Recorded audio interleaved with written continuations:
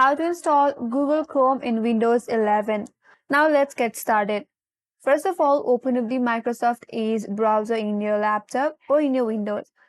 Now on the search bar, simply search for Google Chrome download. Once you press enter on your keyboard, you will land with multiple search results. Scroll down a bit. Now you have to go to this link that says www.google.com or Google Chrome download the fast secure browser from Google. So click on that. Now once you land on this interface, under this text that says the web is what you make of it, there is a blue button with download Chrome option. So click on that.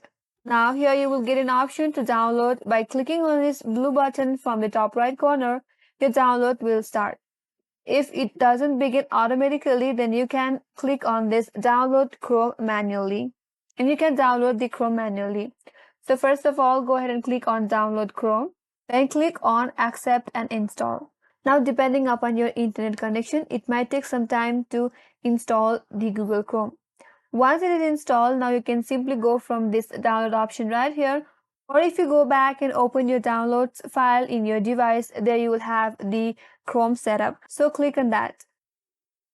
After that, a dialog box will pop up for your confirmation. From there, click on yes. And now it will take a few times to get downloaded. Now once the installation is complete, Google Chrome will automatically open in your Windows 11.